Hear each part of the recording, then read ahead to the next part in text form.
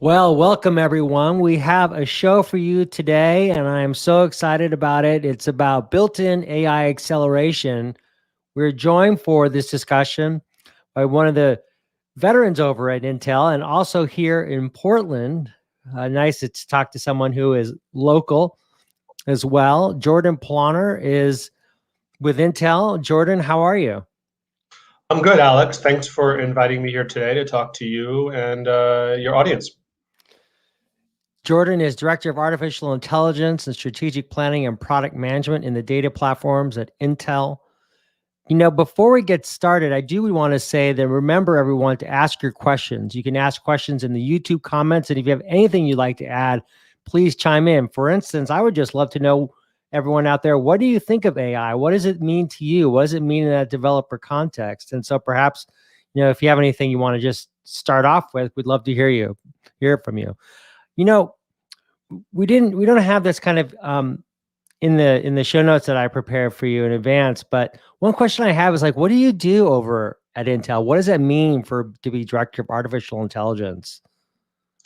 Right, great question. So Intel has many products, some that are purpose-built for specific workloads like artificial intelligence or media acceleration or compression and encryption. And we also have general purpose products like we know the CPUs, both the client core CPUs and the data center Xeon CPUs. And these general purpose CPUs need to be able to run and accelerate artificial intelligence based workloads. I mean, when I say run, I mean both hardware assist or hardware acceleration as well as software acceleration. And so my job is to make sure that on top of the general purpose Xeon product that's built to run all workloads, that we are making it easy for developers and DevOps people to stand up and run AI-based workloads on our general purpose processor, which we know as Xeon. So I'm responsible for the roadmap and all the kind of software capabilities that we deploy for developers. So what do you think of AI? What does it mean to you? And when you in your work especially. Yeah, we take a very broad view of artificial intelligence. It's a set of very extensive techniques to allow you to gain insight from different kinds of data. Historically, we're used to seeing very structured data in rows and columns in databases, but we now know that we also live in sort of this analog to digital world where we have lots of video, images, speech, need to translate, need to make recommendations. And these are just new kinds of data that we get from the real world that we're now able to digitize. And historically, these things have been very, very hard to gain insights from this, what we call non-structured data, right? An image does not have a regular pattern or structure. Everything changes image to image. So when I think about AI is the machine learning and the deep learning techniques, all the end-to-end pipeline data management needed in order to gain insights from all the data that we're collecting. I think deep learning is sort of the very innovative part right now, but we know that a lot of customers, maybe even most customers, are still using what we call traditional or classical machine learning techniques. And we know things like scikit-learn from the Python community, the mathematical libraries, are still the most utilized library, kind of for data insights. And that is really based more on traditional classical machine learning. So we take a very expansive view of this so that we can help customers gain maximum insight from all the data they have. Okay, so when we think about Intel, we think of chips, and we think of right now in particular, we think of Xeon, Right. and Xeon really is predominant in many data centers. It is used quite a bit.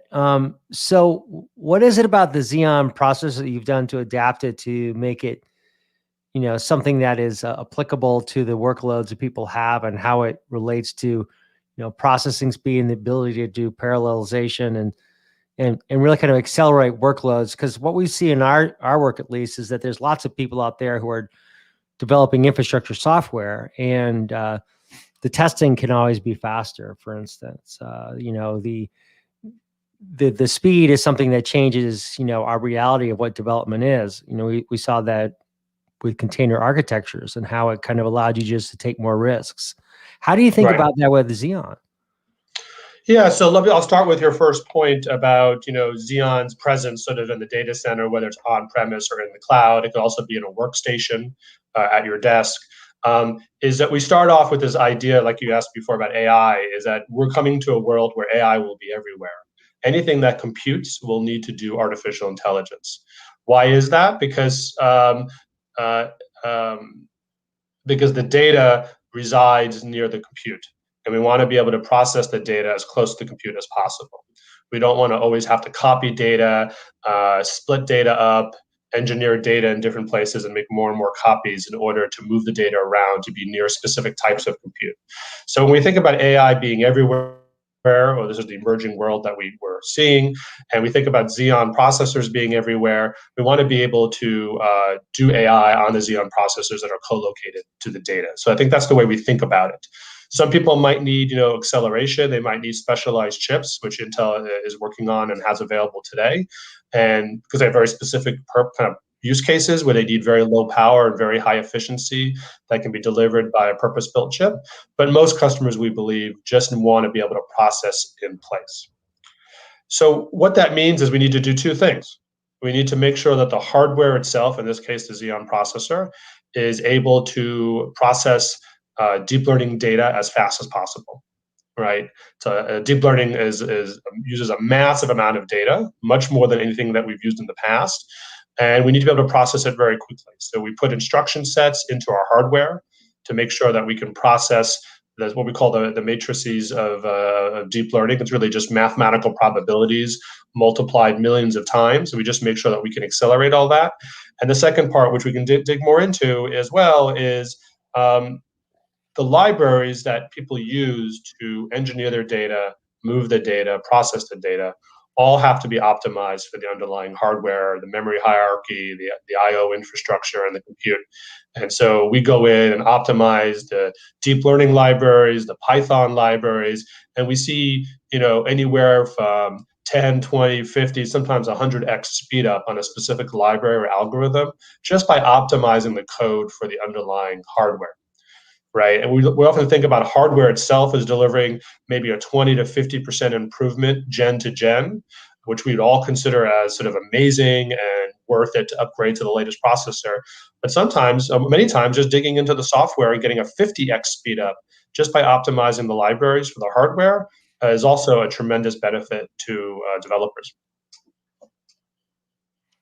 So when you think about the capabilities that come with that hardware advancement, you also see uh, correlating improvements in software development, Yeah. especially with Python. Why Python? What's the fit?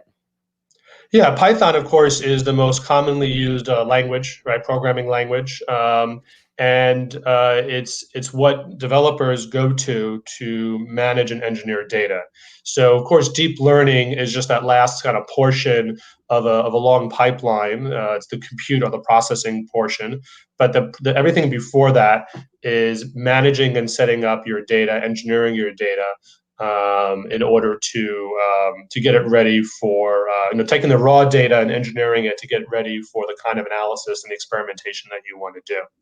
So it's really critical that developers that these kind of Python libraries are optimized. Again, like I said, scikit-learn and Modin and other kinds of libraries, XGBoost, are optimized for the underlying hardware, but also that these libraries are easy to connect with each other.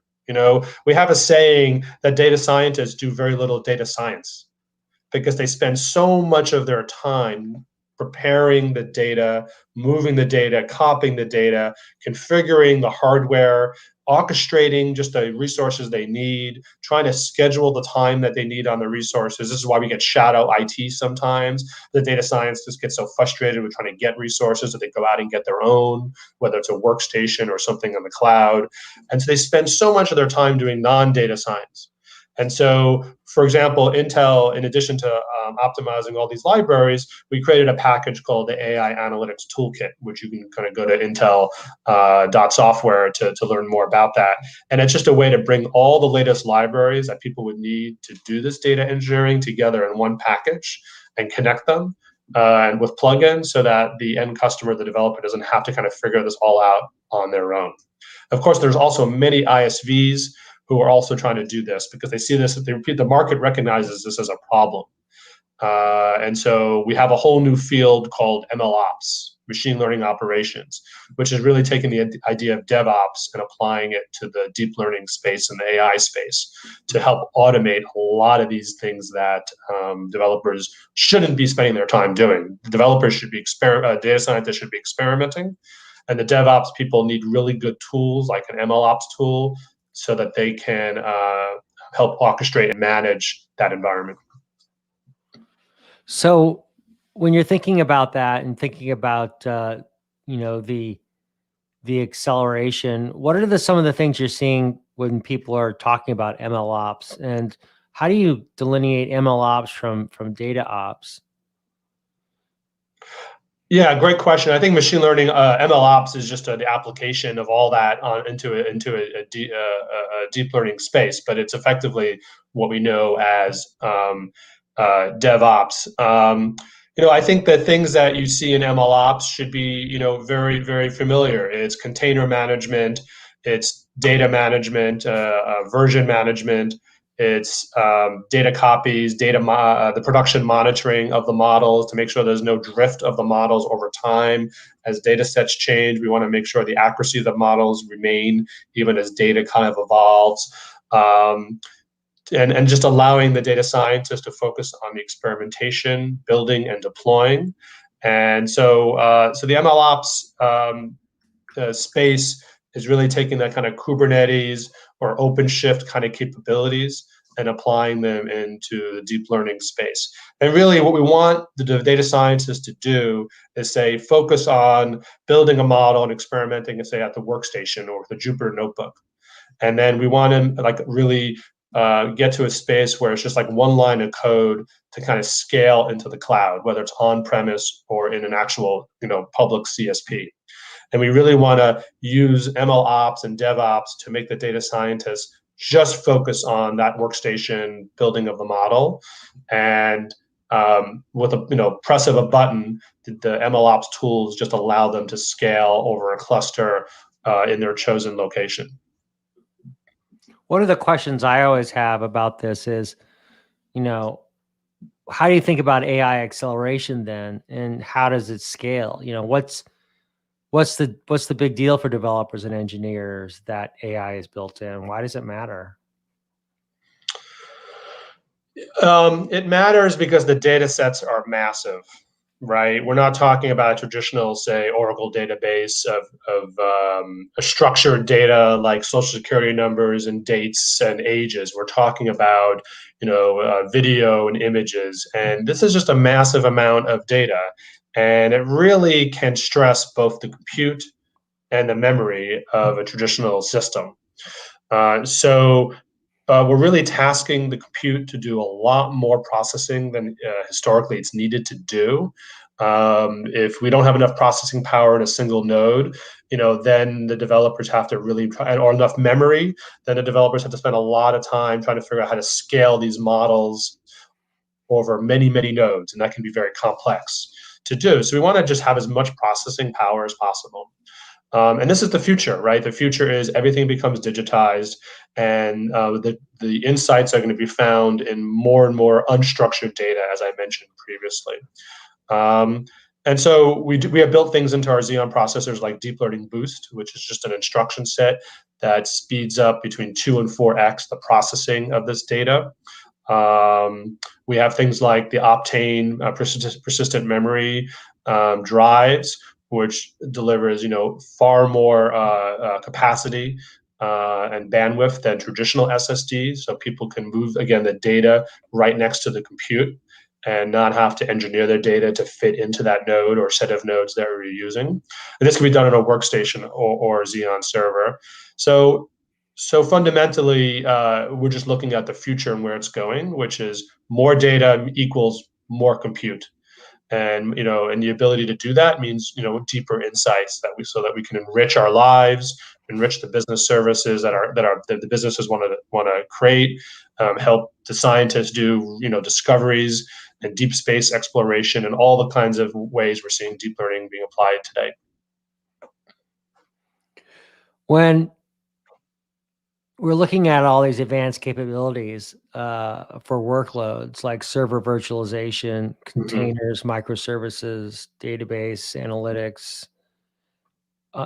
How does that get better with AI acceleration? Can you give me some examples of that? Like how is it reflected? How is that AI acceleration going to be really helpful? I know in Ice Lake, the new release you recently did, AI acceleration is a big part of that. Maybe you could explain, a little bit more about how AI acceleration correlates to these advanced capabilities, such as, server virtualization and containers, and microservices.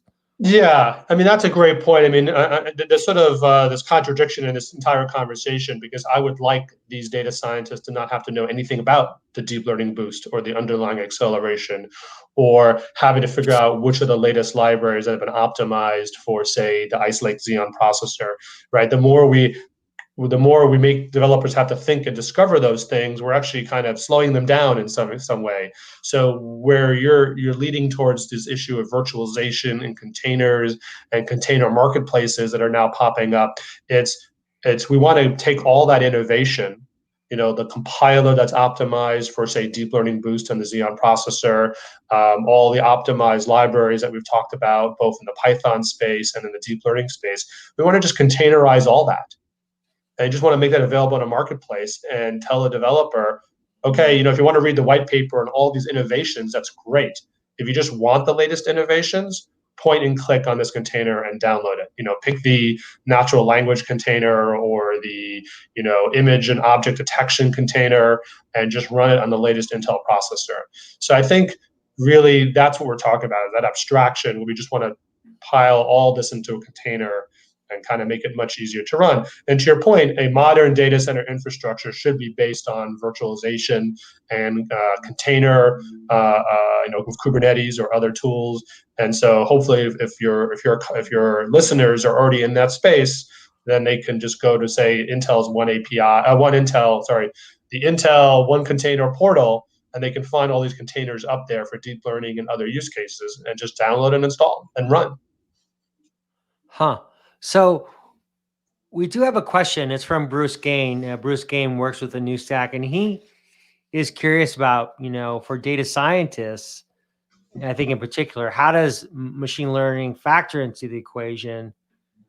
And, in a further kind of look into this, how do you differentiate it from AI? Do you think of machine learning as that capability to allow AI?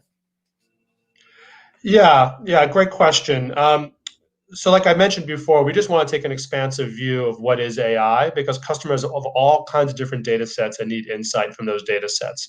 And we don't really want to parse what is AI and what is not AI, because it becomes sort of different points of view. And hopefully 10 years from now, we'll look back on today, and some people will say that nothing we're doing today is AI, right? Because that's a very common thing in our industry, that we move forward so rapidly that we look back on some of the techniques that were so revolutionary 10 years earlier, and we kind of take them for granted now. But where does machine learning play a role in AI? I'd say two ways. One is, again, as I mentioned before, many people, because of the kinds of data sets they have, because of the kinds of skill sets they have on hand, they're still focused on using classical machine learning to gain insights from their data. Okay, so they're not necessarily moving forward into deep learning. Maybe they don't have the data that requires them to use deep learning techniques. And we see machine learning as just an equally valid way, an equally valid set of techniques to gain insights compared to deep learning. The other thing that we're starting to see that's starting to emerge is the combining of machine learning and deep learning techniques together, or classical HPC techniques. So a simple example could be, in deep learning, to gain insights from data, you need lots of data to find the patterns in the data. Sometimes you don't actually have enough data. So you can use things like, say, simulation, right? A very classical way of finding insights, to simulate more data. So let's say you're trying to build weather models, or you're building, sort of deep space models about something. Maybe you actually don't have enough data, but what you could feed the data and use simulation to create more data out of it.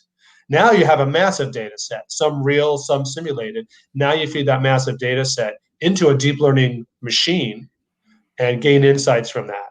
I can see this also be valid in the medical field, where sometimes a hospital or institution or pharmaceutical company just might not have enough data, so they can simulate the behavior of amino acids, and then try to use deep learning for drug discovery.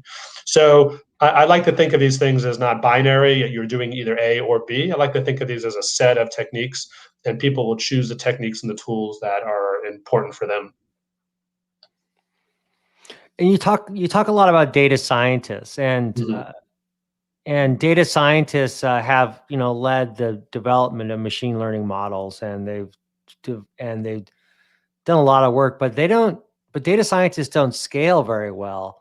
Right. And you talk about container technologies, and we've seen the uses of container technologies, and to manage algorithms, for instance.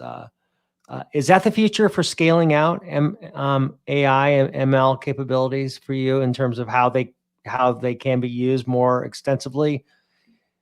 Yeah, absolutely. I think you have to. I think data science started at the workstation, not in a production mode, and there's a lot of experimentation, and the data scientists just wanted access to their hardware to do their experimentation.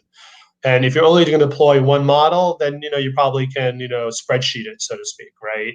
But if you are going to be a dynamic enterprise where you might have dozens of models, you might have different groups using the same models, you might have different groups using the same data set. So it's not only isolated or siloed groups. Sometimes it's a many-to-many connection between models and data that people are using within an organization across different lines of businesses. You absolutely need to bring all the standard data center techniques we use today to manage a dynamic data center or enterprise IT environment to this environment.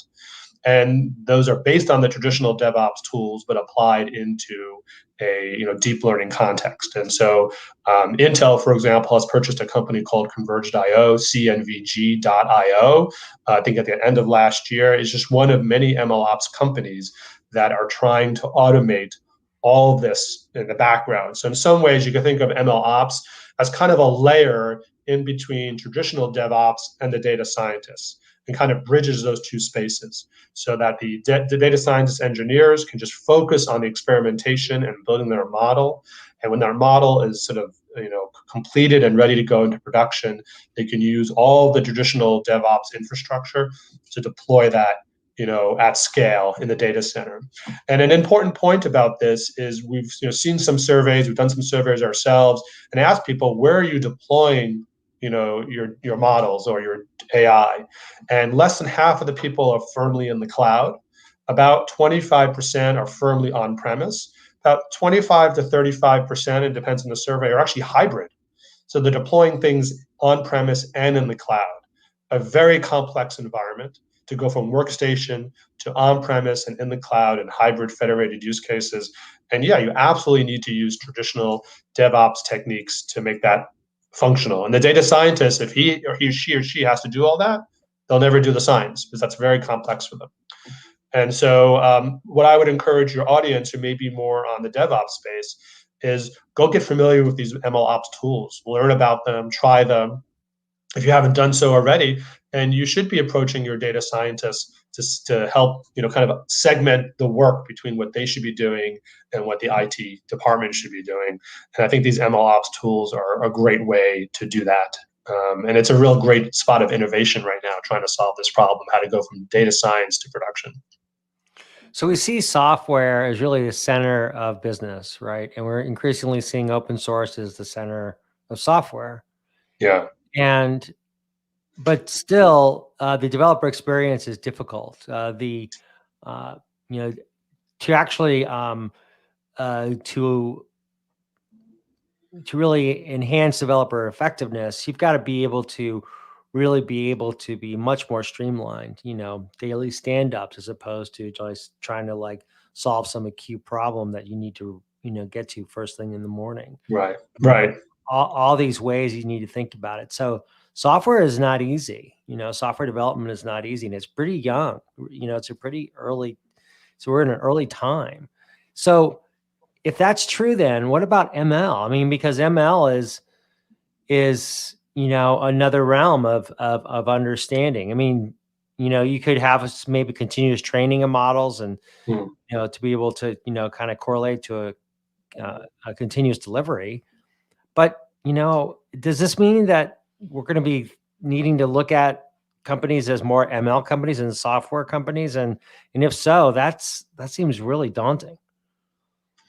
Yeah, when you say you need to look at more ML companies, you mean like ISV partners to Well, I'm partner thinking with on like, this? if software is at the center of business, but now we need to say that ML is actually at the center of business, really. you Right. And we need to think about how that relates then to an organization, and how they can actually scale out these capabilities, because software, that's why businesses use software, because it does scale and you can use it for a lot of different capabilities. So that transition ML just seems daunting. But is it more just about automating the software techniques than to make ML more useful? Yeah, that's a great question. The challenge is going to be the speed of business. So when you say, what is the daunting task? We've always had these sort of revolutions in IT, right? You can think of like even virtualization as being this great revolution, going from one workload to one node to many workloads per node. But that took place over, in my recollection, 10 years for us to get to like a critical mass of companies using something like VMware's vSphere. And AI and machine learning is just moving so fast. The algorithms continue to evolve. And so I do think we need to sort of like standardize, like you're saying, with these, kind of DevOps, MLOps tools. But I think these tools are always going to have that flexibility of experimentation, right? Development of new models, either by the company themselves or from a third party, partnering with ISVs that might have deep insight into certain practices, and bring that intelligence to you as a business. And so I think just like the speed of change in this space and the digitization of everything is going to just never let up, right? And the moment when you think it's going to let up, AI will evolve again, and there'll be a whole new set of techniques that make Yeah. today's techniques almost obsolete. And so I think IT is just going to have to move fast. And one of the things they're going to have to do is find the right partners, because they just can't develop all these tools internally. The problems are shared by many companies. And so you have a lot of ISVs standing up practices around, let's say, DevOps for deep learning and machine learning. We have a program called AI Builders, where we partner out with over a few hundred different ISVs out there that are solving different kinds of problems. For this very example, we go to our end customers and they say, Jordan, everything you're saying is great. Everything, Alex, you and I are talking about is great. But I don't have the bandwidth and the capacity within my own IT department and budget to go do any of these things. And so that's where we bring things like an ISV program called AI Builders to the table to say, well, here's a set of partners. They've taken the time to understand everything we are doing. Okay. Now you can go work with them to go put a solution much faster than you would by yourself into the marketplace. And so I think that is part of the answer to what you're saying. But IT has got to figure it out. They got to figure it out. And this is why people use the cloud as well, right? Not just the ISV and partners, but some people also just go to the cloud and go to cloud services because they themselves can't keep up with the pace of change. Does this open an opportunity for more converged infrastructure to help people manage it on-prem?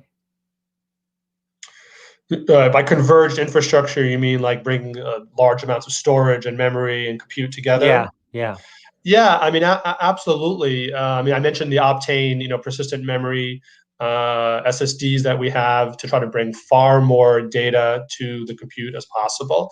But yeah, for sure, you need to try to keep the data always local with the compute in this space, because otherwise you are going to be spending a lot of time moving data, transforming data, making copies of data. And actually, that's what the number one thing that kills projects in the deep learning space.